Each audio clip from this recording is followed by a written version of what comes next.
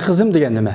Anarxizm qadimgi Grekchadagi an, ya'ni bulusiz ma'noni bildirgan qo'shimcha bilan hukmdor ma'nosidagi archus degan kalimadan tashkil topgan bo'lib, hukmdorsiz degan ma'noni bildirdi. Anarxizm qatlamliq bo'lmagan, ya'ni sinfdor bo'lmagan davlatsiz va hukumatsiz jamiyat tuzumini tashabbus qilgan iqlim bo'lib, har qanday sharoitda har qanday hokimiyatni rad qildi. Davlat va davlatga o'xshash bir aparat shundaqla jamiyatga besim shakllantiradigan barliq kuchlarning inson tabiatiga zid ekanligini ta'kidlaydi. Anarxizmning qarashicha inson tabiatiga zid bo'lgan bu qurilmalar insonga qayg'u azobdan boshqa hech narsa elib kelmaydi. İnsanlar davlatsizmi o'zaro yordamlashish orqali xushal hayot kechira oladi. Anarxizm 19-asrda barliq kelgan iqlim bo'lsa-mu, lekin uning yildizi qadimgi davrgacha tutishdi. Bu iqlimning qadimgi davrdagi eng qo'l vakillari stoaji falsafa iqlimidir.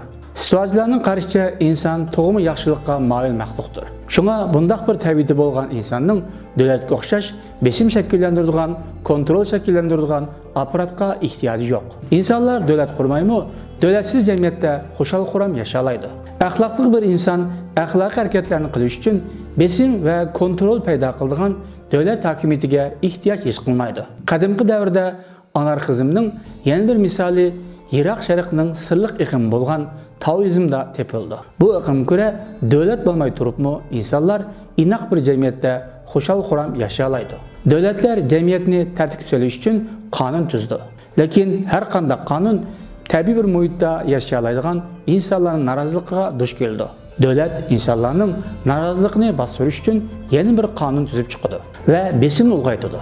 Natijada tabiiy holda insonlarning besim ve hakimiyetga narazılığı texmo küçüydü. Bundaq ziddiyetlik ahval insanlarni texmo bek azapqa ve qayg'uga duchor qildi. 19-asrdan keyin anarxizm iqlimi felsefi noktadan sistemlashishga boshlaydi. Anarxizmning bu davrdagi vakillari Angliyalik William Godwin, Germaniyalik Marcus Center, Fransiyalik Proudhon, Rus yozuvchisi Tolstoy, Kropotkin qatorliqlardan iborat. Lekin anarxizm ikki xilga ayrilgan bo'lib, biri Brauchin bilan Seyitner başlığındaki insanı merkez kılgan anarxizm. Yani biri Kropotkin başlığındaki humanistik anarxizmdir. Bırak bu ikisinin ortak tarafı insanlar devletin besimi ve zulümge uçurması gerek. Çünkü insanlar erkin ve kıymetlidir. Hürmetke sazaverdir.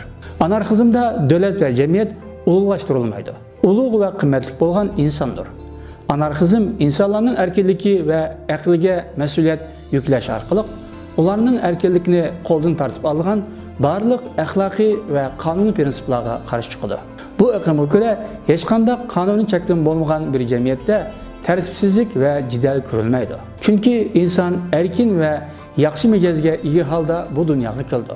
Insonni aski qilayotgan iqtisodiy tengsizlik va ijtimoiy adolatsizlikdir. Anarxizmda erkin va axloqli kishilar bir-biri bilan hamdamda bo'lib, hamkorlashadigan hayot barpo qilg'ili bo'lganligi ta'kidlandi.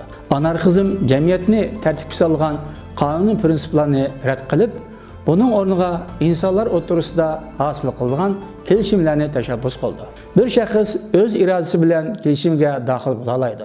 Lekin qonun prinsiplarga majbur bo'ysunishdan boshqa yo'li qolmaydi. Shaxsning bir kelishimga daxil bo'lishi uning erkinligini cheklamaga uchratmaydi. Çünkü bu kelishim shaxsning yoki shaxslarning erkin irodasi bilan o'tirib chiqqan bo'ldi.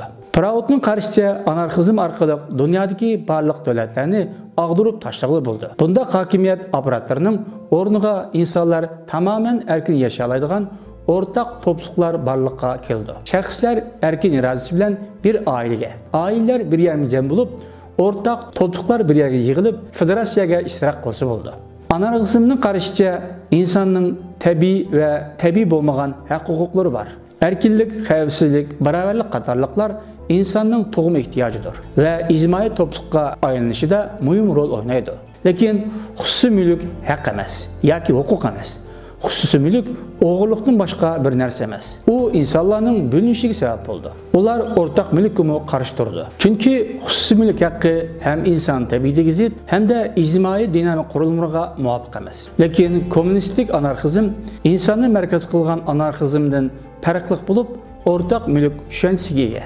Anarxizmni xulosalaganda erkinlik, barobarlik va xavfsizlikni insonning zarur haqlari deb qaraydi. Liberal demokratiya tuzumiga ega bo'lgan davlatlardagi barliq besim va cheklama xarakterlik kuchlar qarshi chiqadi. Qonuniy birlikdan bakrak to'xtamliq ijtimoiy birlikka ahamiyat beradi. İnsan aqli va erkinlikka ta'sir ko'rsatadigan barliq axloqiy, qonuniy va diniy besimlarga qarshi chiqadi.